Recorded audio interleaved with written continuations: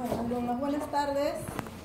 Según el plan curricular, tenemos programado hoy día 2 clases con respecto a los síndromes nefrológicos y a las pruebas de laboratorio que debemos solicitar ante estos casos, ¿no? Voy a necesitar la lista de asistencia, que por favor así me la hayan firmado, me la pasan, yo ya pongo el check de quién asistió y quién no. ¿Dónde está la lista? ¿No? Entonces, a ver, escuchamos por favor en silencio, porque el que quiere participar, le doy toda la libertad de hacer los comentarios con respecto al tema, pero si son otros comentarios, por favor en silencio, si no, yo voy a marcar los que están interrumpiendo. ¿Ya? Entonces, para hablar de síndromes nefrológicos, tenemos que recordar un poco sobre lo que es la ubicación anatómica, la función del riñón, ¿no? ¿Por qué es que tiene esta gran importancia? El sistema renal. Entonces, para eso ustedes están llevando semiología, así que están muy actualizados con respecto a todo lo que es la fisiología, la fisiopatología, ¿no? Ya sabemos que estos órganos se ubican a nivel retroperitoneal, ¿no?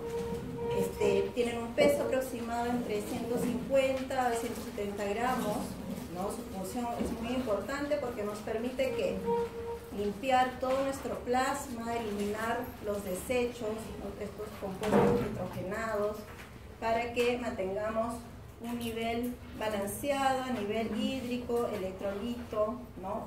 Por lo tanto, es un órgano que nos permite purificar nuestra sangre, ¿no? Y mantener, por lo tanto, niveles conservados que estén de acuerdo al estado óptimo de todos nuestros demás órganos también.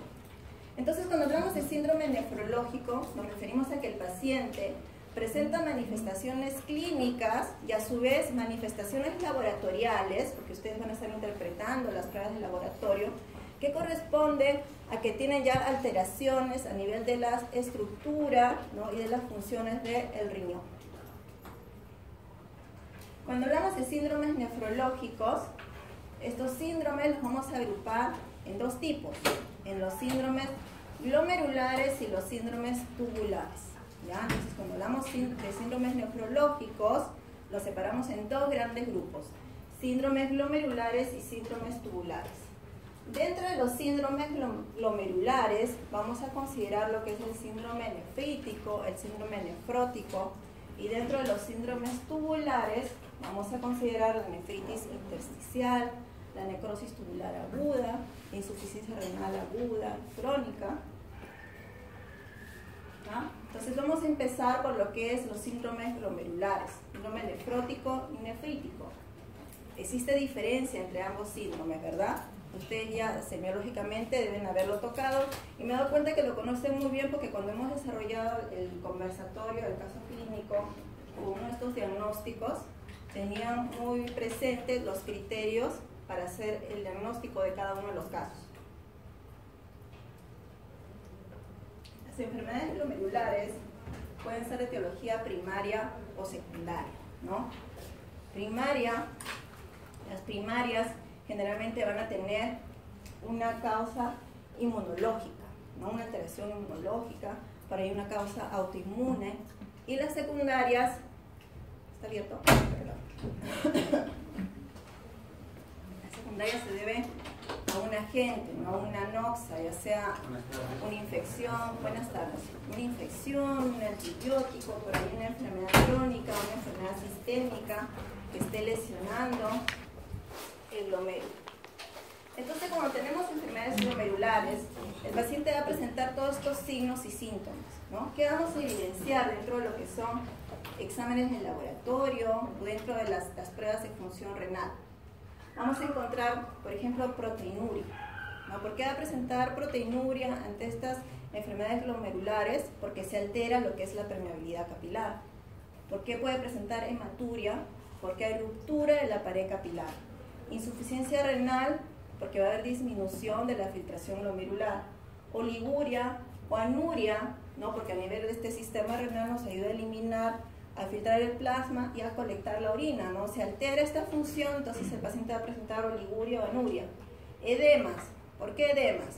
Porque si está perdiendo proteínas, entonces empieza a retener agua y sodio, ¿no?, de una manera compensatoria, y por lo tanto va a tener un edema focalizado o generalizado según se trate de un síndrome nefrótico o nefrítico.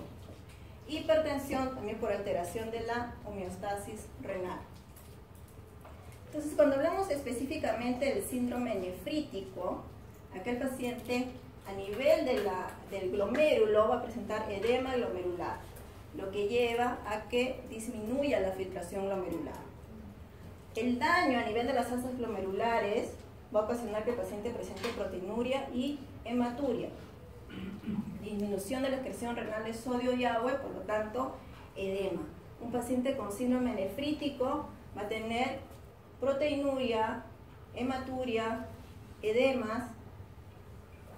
No, ahorita vamos a ver específicamente con algunas imágenes cómo van a ser estos signos y síntomas.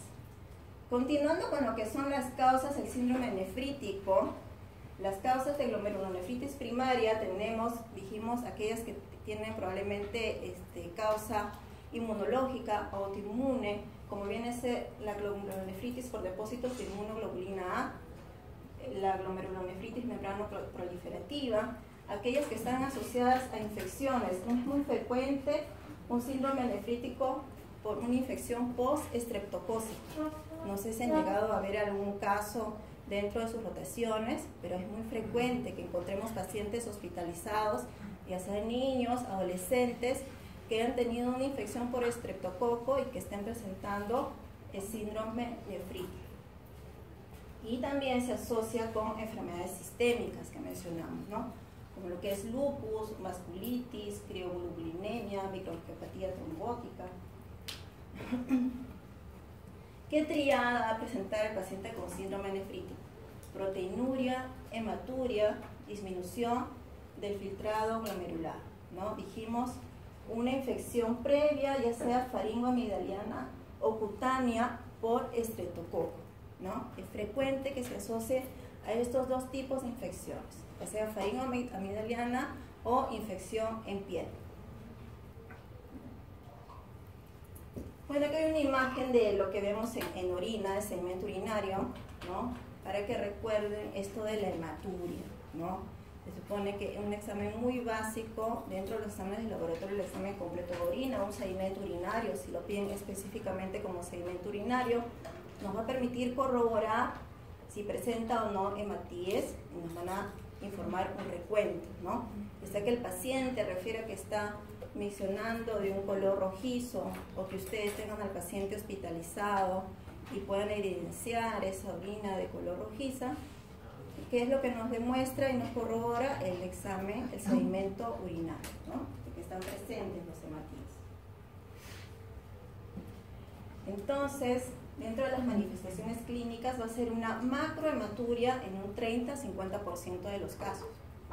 O sea, en el otro restante, que viene a ser entre el 70 y 50%, la hematuria va a ser microscópica.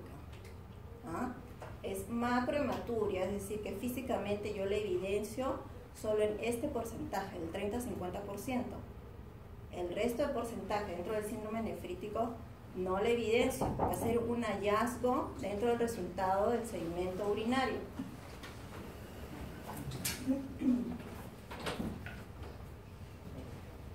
Buenas tardes.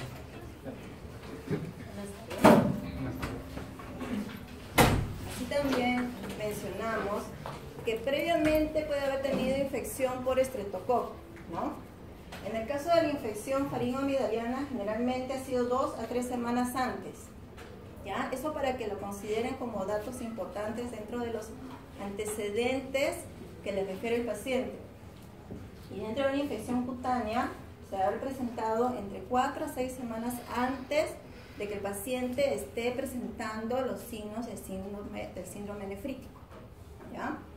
Así también vamos a encontrar una hipertensión moderada, edema localizado a nivel de párpados y de extremidades inferiores, y proteinuria, pero que va a ser una proteinuria por debajo de 1 a 2 gramos en 24 horas, ¿ya? Fue una proteinuria, pero no tan severa, no tan marcada.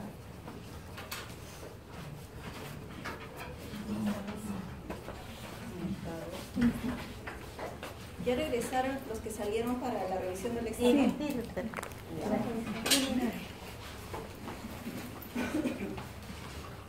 Ahora, otro de los síndromes glomerulares viene a ser el síndrome nefrótico. ¿Ya? Entonces, en los síndromes glomerulares contemplamos síndrome nefrítico y síndrome nefrótico. Ya hemos explicado el síndrome nefrítico. Para el síndrome nefrótico, en este síndrome vamos a encontrar daño a nivel de las células epiteliales y de la membrana basal glomerular.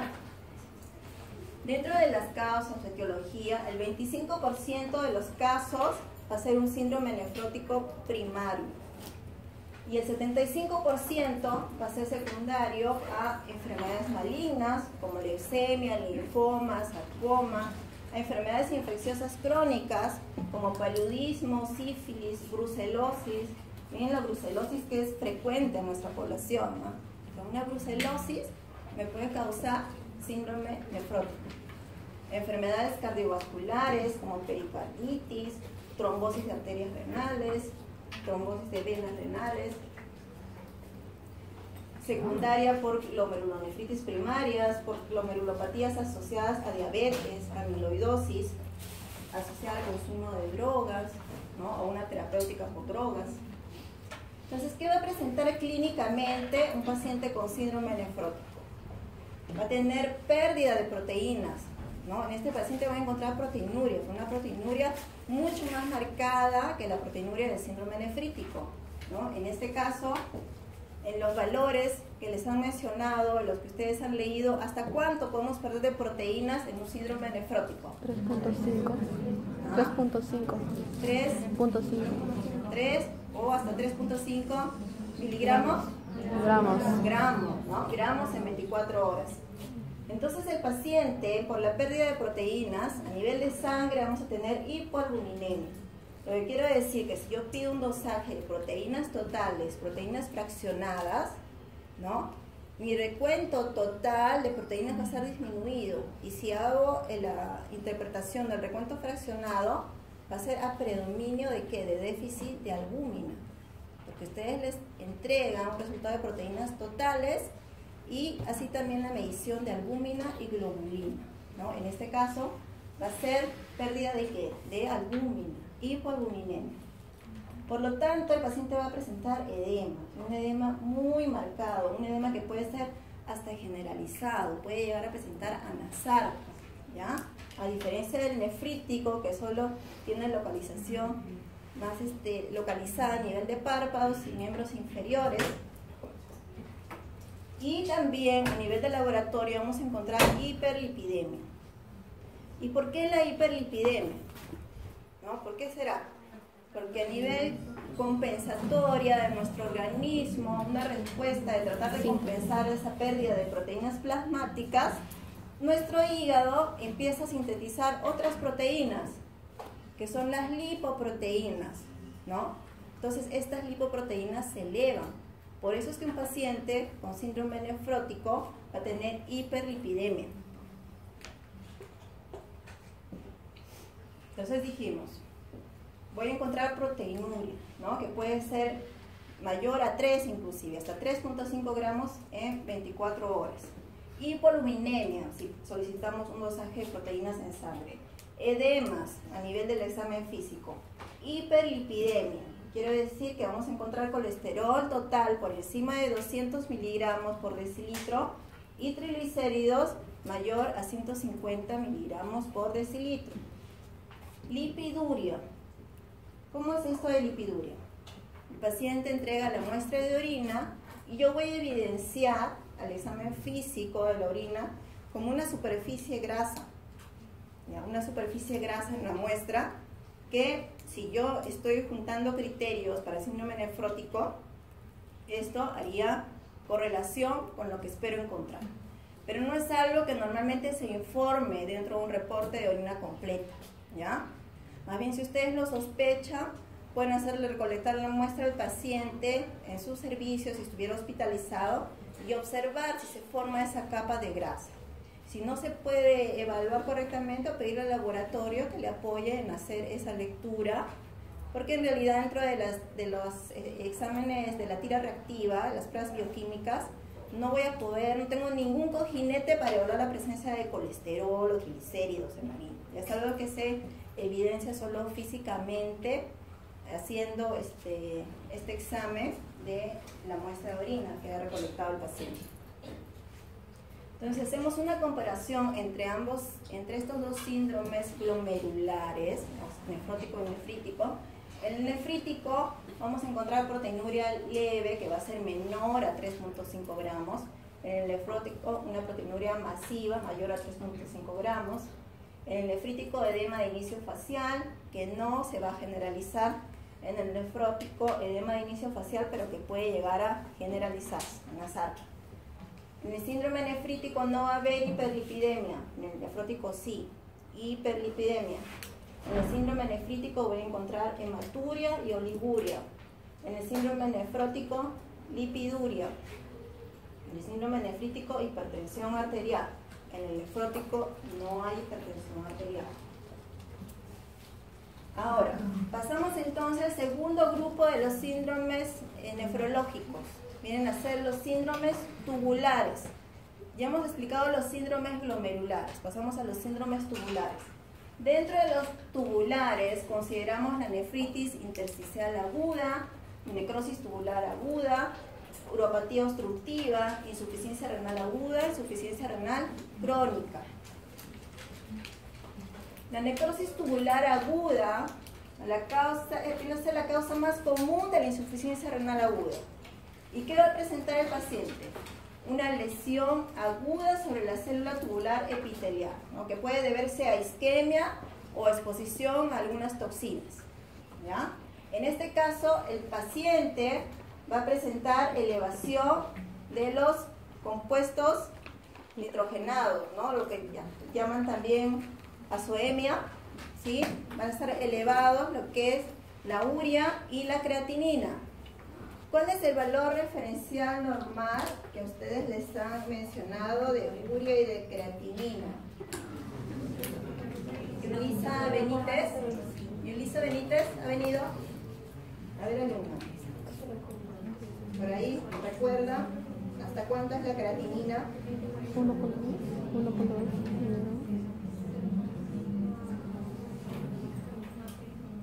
Urea.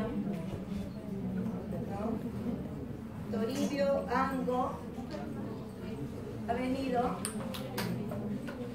Toribio Ango. Creatinina es 1.2 de 0.8 a 1.2 y la urea de 20 a... No, de 0.8 de 8 a 20. De 8 a 20, de 6 a 20. De 8 a 20, de 6 a 20. La creatinina está más cercana, ¿no? Que bueno, en el caso del laboratorio donde yo laboro, consideran de 0.7 a 1.2, el 0.8 ha hecho usted, ¿no? Por ahí está. ¿En qué unidades? ¿En qué unidades? Gramos por decilitro. En miligramos por decilitro, ¿no? Y la urea, desde 8, como ha hecho su compañero. De 20 a 40. 10 a 40. 10 a 40. 10. 20. De 20 a 40, ¿no? De 20 a 40 viene a ser el valor medio más manejado. Ahora, estos valores pueden variar un poco según cada laboratorio, según el reactivo que estén utilizando, según el equipo que estén utilizando, pueden cambiar hasta las unidades, ¿ya? Entonces, ustedes tenemos que tratar de memorizar algún valor de referencial para poder interpretar si es que no los tenemos, si es que no los... ¿Quieren mencionar algo? Me parece que están riendo ahí de algo, están comentando, ¿no? Si no, lo escuchamos, si quiere comentar algo. ¿Ya? Entonces, debemos tratar de memorizar algunos de los valores referenciales más básicos para que puedan interpretar cuando tengan al paciente en hospitalización, en consultorio. Pero aún así, tienen todo el derecho de exigir esos valores referenciales al laboratorio y que se los informe en qué unidades están trabajando, ¿ya? Ahora, otra de las causas o de las patologías que se consideran dentro de los síndromes tubulares está la nefritis intersticial aguda, ¿ya? que viene a ser el 10% de los casos de insuficiencia renal aguda. En este tipo de patologías va a estar relacionada a la terapia con antibióticos, agentes antiinflamatorios no esteroideos, y en este caso vamos a encontrar un hallazgo en particular, que es la presencia de eosinófilos en la orina. ¿Ya? Entonces recuerden, en la nefritis intersticial aguda puedo encontrar presencia de eosinófilos en la orina. Pero acá hay otro detalle. Este elemento es algo que no me va a reportar laboratorio, porque el laboratorio, cuando les entrega una lectura de sedimento urinario, solo les va a hacer recuento de leucocitos y les dirá si está mayor de 100 leucocitos por campo, si hay 5 leucocitos o menos leucocitos, pero no le va a decir qué tipo de leucocito es el que está observando, porque nosotros hacemos un examen en directo de la muestra, no aplicamos ninguna coloración. Entonces, si yo quiero descartar si hay presencia de eosinófilos, tendré que pedir, ¿no?, evaluar eosinófilos o presencia de eosinófilos en orina si es que estoy sospechando de una nefritis intersticial, para que el laboratorio pueda aplicar una coloración, hacer un frotis y evidenciar si están presentes o no, porque de lo contrario no se los van a informar, ¿ya? Porque es así el diagnóstico, ¿no? Según lo que ustedes estén encontrando clínicamente, según el síndrome que ustedes creen que tenga el paciente, yo debo enfocarme en qué pruebas de laboratorio necesito, ¿no? Y si estoy pensando específicamente en una patología, como en este caso de nefritis intersticial, pues tendré que pedir, ¿no?, que hagan la búsqueda de eosinófilos. En el caso de la uropatía obstructiva, que es otra de las patologías de los síndromes tubulares, acá viene a ser otra causa también de insuficiencia renal, y ya que en este caso es un cuadro de obstrucción, voy a necesitar mucho el apoyo de imagenología, ¿no? De imagen, o sea, clínicamente tal vez sospecharé si hay una obstrucción, ya sea por alguna tumoración, alguna neoplasia, presencia de litiasis, ¿no?, secundaria, algún otro tipo de obstrucción, pero acá voy a necesitar imágenes. Otra cosa que me puede hacer sospechar de un proceso obstructivo son las infecciones urinarias a repetición, ¿no? Por ejemplo, en los pacientes con litiasis renal es muy frecuente que tengan de manera muy continua infecciones urinarias, ¿no? Se curan de la infección y al mes nuevamente otra infección, ¿no? Dicen, pero ¿por qué me dan tantas infecciones repetidas y repetidas, ¿no? Por ahí le solicitan una ecografía y encuentran que hay presencia de litiasis, ¿no? ¿Y por qué? Porque esa obstrucción hace que tengan éstasis de la orina, que esta no se pueda evacuar adecuadamente y por lo tanto, ¿qué sucede? Pues se infecta, ¿no? El paciente con una infección, y es lo que vamos a encontrar en un análisis de orina. En un simple examen completo de orina, en la parte del examen bioquímico, ¿no?, con la tira reactiva yo voy a encontrar positivo a esterasas de leucocitos, nitritos positivos, y a nivel microscópico me van a informar que presencia de leucocitos y bacterias abundantes, por lo tanto solicitaré después el urocultivo, ¿no?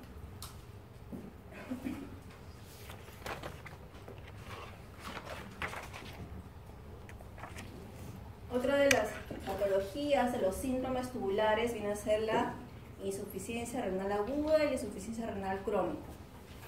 Entonces, en la insuficiencia renal aguda, el paciente va a presentar una pérdida rápida de la función renal, ¿no? Como dice su nombre, es algo agudo, ¿no? Es una presentación rápida. En este caso, la creatinina y la urea los voy a encontrar también elevados, ¿no? Y dentro del cuadro clínico, pues según sé cómo presente el paciente los signos y síntomas, puedo solicitar también dosaje de electrolitos, osmolaridad sanguínea, osmolaridad de orina, como pruebas complementarias para poder corroborar que hay compromiso de la función renal, si es que encuentro también la urea y la creatinina elevados, ¿no? En este caso, la etiología puede ser de 3 tipos. ¿no? Prerrenal, en la mayoría de los casos, que viene a ser el 70%, causa renal el 20% y posrenal 10%. Dentro de las causas prerrenales, que viene a ser la más frecuente, ¿no? Porque pueden llegar muchos pacientes a emergencia que sus pruebas renales salen alteradas y se debe generalmente a una pérdida de volumen, ¿no? Ya sea por una hemorragia, por diarreas, vómitos severos, ¿no? Por un uso inadecuado de diuréticos, por laxantes, ¿no? Por quemaduras, y también pues, puede deberse a otras patologías, ¿no? Donde se haya presentado redistribución del volumen circulante, disminución del gasto cardíaco, vasodilatación periférica, vasoconstricción renal, todo lo que nos lleva a causas prerrenales de insuficiencia renal. Dentro de las causas renales, insuficiencia renal, que viene a ser el 20%, en este caso va a ser daño a nivel del parénquima renal, ¿no? Ya sea de etiología vascular, por necrosis tubular, por acumulación de pigmentos endógenos, ya sea por mioglobina, hemoglobina, por daño glomerular, por necrosis cortical, por daño a nivel intersticial, ya sea por el uso de fármacos, por causa autoinmune, por infecciones, por neoplasias. Y dentro de las causas postrenales, que vienen a ser las obstructivas, puede ser por anomalías congénitas, por neuropatías adquiridas, enfermedades malignas, enfermedades ginecológicas, infecciosas, entre otras, ¿no? Pero dentro de las causas, y es algo que ustedes van a ir desarrollando y conociendo dentro de todos los sistemas que vayan desarrollando en el curso de semiología, ¿no? Acá lo importante es que consideren las pruebas de función renal que deben solicitar según lo que ustedes estén sospechando, ¿no? En el caso de la insuficiencia renal aguda, esta insuficiencia se puede evaluar haciendo una relación de la osmolaridad sanguínea y la osmolaridad urinaria.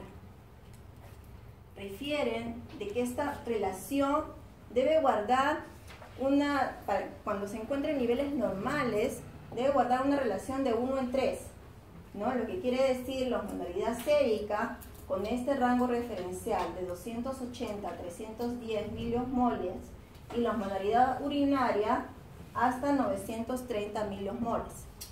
O sea, esta relación de 1:3 debe conservarse, ¿ya? Si salimos fuera de esta relación, entonces ya debemos de sospechar de que el paciente esté presentando una insuficiencia renal.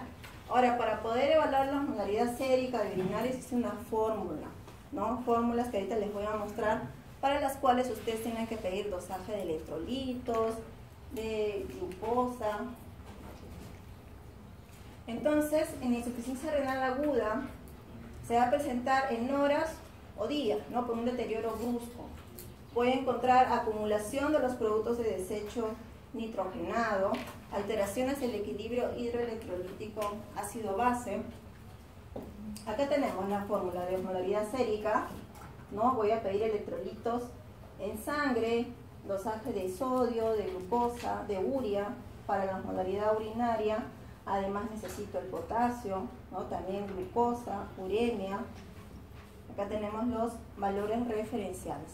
Entonces recuerden que voy a tener que hacer una relación entre ambos resultados y que debe guardar una relación de 1 a 3. De 1 a 3, ¿no? Otra de las pruebas que puedo solicitar para evaluar la función renal, si hay deterioro o compromiso, viene a ser las pruebas de índice de filtración glomerular o tasa de filtración glomerular, también lo mencionan los clínicos. Para esto acá les muestro, esta es la fórmula, bueno, la más utilizada, viene a ser la fórmula más antigua. Ahora tenemos otras fórmulas donde se reemplazan con otros analitos. Para esta fórmula, para lo que es la tasa de filtración glomerular, con esta fórmula yo necesito la edad del paciente, el peso y la creatinina en sangre, ¿no? Y se multiplica por un factor si se trata de sexo femenino o sexo masculino. Entonces, en este caso, estoy calculando la tasa de filtración, pero partiendo de un examen de sangre. No estoy pidiendo al paciente ninguna recolección de orina de 24 horas, no estoy evidenciando si tiene anuria o oliguria, simplemente lo calculo a partir de una creatinina en sangre, ¿no? Que me dará un valor aproximado de lo que pueda tener en realidad su compromiso renal, pero no es lo exacto, ¿no? Si yo quiero evaluar realmente ese compromiso renal, tendré que solicitar una depuración de creatinina, porque acá voy a evidenciar cuánto está excretando el volumen de orina en 24 horas, cómo está ese nivel de creatinina en orina, y voy a reemplazar esos valores en esa fórmula. Creatinina en orina, volumen en orina, creatinina en sangre, e inclusive la superficie corporal, ¿no? También eso se ajusta al peso y la talla del paciente. En el caso de la insuficiencia renal crónica, acá el paciente ha presentado una pérdida gradual de la función renal, ¿no? Que ha sido progresivo según la patología que ha llevado este daño crónico del riñón, que ha sido en meses hasta años, ¿no? Porque generalmente es secundario a qué? Si es que la causa no es primaria, es muy frecuente que sea secundario a enfermedades metabólicas, ¿no? Como la diabetes, o ya sea un paciente hipertenso. Entonces, ha sido algo progresivo, que se ha ido instaurando poco a poco. Va a perder la capacidad de eliminar los desechos, de concentrar la orina, de conservar los electrolitos en sangre. En este caso, para hacer el diagnóstico, vamos a decir que presenta esta alteración de las pruebas de función renal por un tiempo mayor a 3 meses, ¿no? Y en el caso del índice de filtración glomerular o tasa de filtración glomerular, va a ser menor a 60 mililitros por minuto, ¿no? Pero con un tiempo de evolución de más de 3 meses para hablar de que es un cuadro crónico. Ahora, si hacemos una clasificación de los estadios del daño renal en la enfermedad renal crónica según la tasa de filtración glomerular, podemos decir que va a estar en estadio 2, ¿no? Si este resultado de filtración glomerular está entre 60 a 89 mililitros por minuto, va a estar en el estadio 3. Si el rango que obtengo está entre 30 a 59, estadio 4, 15 a 29, fácil. Y estadio 5, que ya viene a ser falla renal severa, si esta filtración glomerular es menor a 15 mililitros por minuto, ¿no? Y en este caso, pues si el paciente necesita un tratamiento con diálisis, ¿no? Acá les dejo unos cuadros para que ustedes vean a manera de resumen según insuficiencia renal, nefritis, insuficiencia renal crónica, aguda, síndrome nefrótico, todos los signos, síntomas que podemos ir encontrando según lo que hemos desarrollado en nuestra primera parte, ¿ya? Ahorita vamos a ver específicamente las pruebas de laboratorio, como si yo obtengo una prueba, un resultado de laboratorio, cómo me voy a orientar a qué es lo que pueda tener el paciente, ¿ya? Vamos a abrir la otra.